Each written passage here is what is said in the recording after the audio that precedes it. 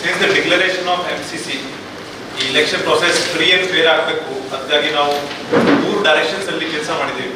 ಮೊದಲೇದು that election ಸಮಯದಲ್ಲಿ ಯಾವ ರೀತಿ ರೌಡಿ ಅಸಾಮಿಗಳು ನಮ್ಮ ಸಿಟಿ ಲಿಮಿಟಲ್ಲಿ ಯಾರಿಗೆ ತೊಂದರೆ ಕೊಡಬಾರ್ದು, ಅದಕ್ಕಾಗಿ ನಾವು ಮೊದಲೇ ರೌಡೀಸ್ ಅಸಾಮೀಸ್ ಮೇಲೆ ಡಿಫ್ರೆಂಟ್ ರೀತಿ ಒಂದು ಕ್ರಮ ಜರುಗಿಸಿದ್ದೀವಿ.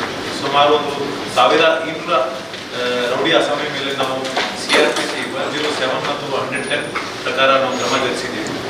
ಅದರಲ್ಲಿ ಸುಮಾರು 800 ಜನರ ಮೇಲೆ ನಾವು ಬಾಂಡ್ ಓವರ್ ಮಾಡಿದ್ದೀವಿ. So that if they violate any of the act ಆವಾಗ ಅವ್ರದ್ದು ನಾವು ಅಮೌಂಟ್ ಫೋರ್ಫಿಚರ್ ಮಾಡ್ತೀವಿ.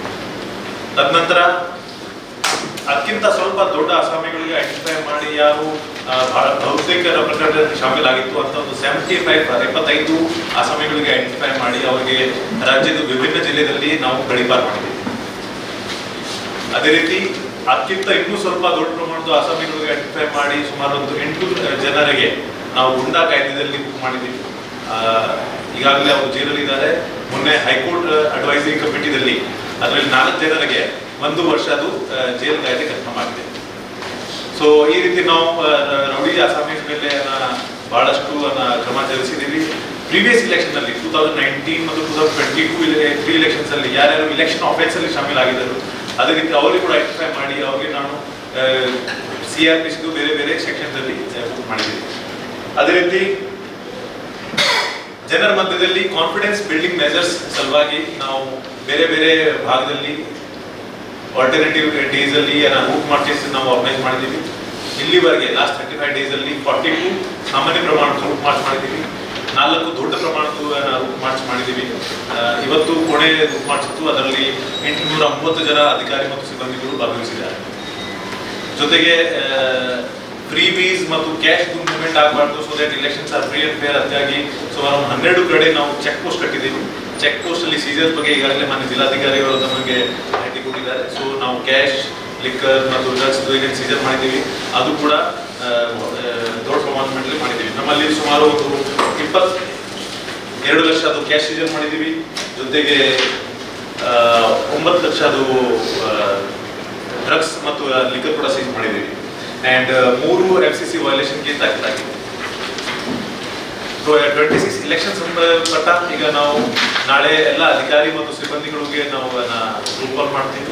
25th ಇಂದ ಅವರು ಇಲೆಕ್ಷನ್ ಡ್ಯೂಟಿಲಿ ಇರ್ತಾರೆ. ಈ ಇಲೆಕ್ಷನ್ ಪ್ರೊಸೆಸ್ಗೆ ಸುಮಾರು ಒಂದು 1500 ಅಧಿಕಾರಿ ಮತ್ತು ಸಿಬ್ಬಂದಿಗಳು ಭಾಗವಹಿಸಿದ್ದಾರೆ. ಅದರಲ್ಲಿ 350 ಜನ ಹೋಮ್ ಗಾರ್ಡ್ಸ್ ಇದ್ದಾರೆ.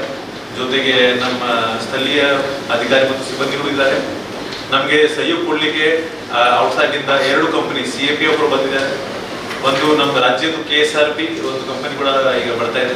ಒಟ್ಟಾರೆ ನಾವು 1500 ಅಧಿಕಾರಿ ಸಿಬ್ಬಂದಿಗಳು ಮತ್ತು 3 ಕಂಪನಿ ಈ ರಿಸರ್ವ್ ಫೋರ್ಸಸ್ ಅವರು ಈ ಇಲೆಕ್ಷನ್ ಪ್ರಾಸೆಸ್ಗೆ ಮಾನಿಟರ್ ಮಾಡ್ತೀವಿ. ಪೋಲಿಂಗ್ ಸ್ಟೇಷನ್ ಆಚೆ ಶಾಂತಿ ಸುವ್ಯವಸ್ಥೆಯಲ್ಲಿ ಅದಕ್ಕಾಗಿ ನಾವು ನಮ್ಮ 4 ಕಾನ್ಸ್ಟಿಟ್ಯೂನ್ಸಿಗೆ 46 ಸೆಕ್ಟರ್ಸ್ ಅಲ್ಲಿ ಡಿವೈಡ್ ಮಾಡಿದ್ದೀವಿ. ಈ 46 ಸೆಕ್ಟರ್ಸ್ ಉಸ್ತುವಾರಿ ನಮ್ಮ ಸಬ್ ಇನ್ಸ್ಪೆಕ್ಟರ್ ದರ್ಜೆ ಅಧಿಕಾರಿಗಳು ಮಾಡ್ತಾರೆ. ಅವ್ರ ಮೇಲೆ ಸುಮಾರು 14 ಜನ ಇನ್ಸ್ಪೆಕ್ಟರ್ಗಳು ಉಸ್ತುವಾರಿ ಮಾಡ್ತಾರೆ. ಜೊತೆಗೆ 4 ಜನ ACPಗಳು ಮತ್ತು 3 ಜನ DCPಗಳು ರ್ಯಾಂಕ್ ಆಫೀಸರ್ಸ್ ಕೂಡ ಈ ಇಲೆಕ್ಷನ್ ಪ್ರಾಸೆಸ್ ಅಲ್ಲಿ ಉಸ್ತುವಾರಿ ಮಾಡ್ತಾರೆ. ಮತ್ತು ಓವರಾಲ್ ಉಸ್ತುವಾರಿ ನಾನು ಮಾಡ್ತೀನಿ. ಸೊ ಒಟ್ಟಾರೆ ನಾವು ಈ 26 ಇಲೆಕ್ಷನ್ ಶಾಂತಿಯುತವಾಗಿ ಆಗಬೇಕು, ಅದಕ್ಕಾಗಿ ಸಜ್ಜಾಗಿದ್ದೀವಿ ಮತ್ತು ಎಲ್ಲ ರೀತಿ ನಾವು ಈಗ ಪ್ರಿಪರೇಷನ್ ಮಾಡಿದ್ದೀವಿ. And that's it from my side. ಈಗ ಮೊನ್ನೆ SP ಅವರು 2 company CRP, 1 KSRP, 2 company CRPF, that means CAPF, Central Armed Forces, और 1 company Karnataka state reserve police. This is for the city. For city, जिले का जो है. Cash recovery 22.5. पूरा district का स्टैटिस्टिक्स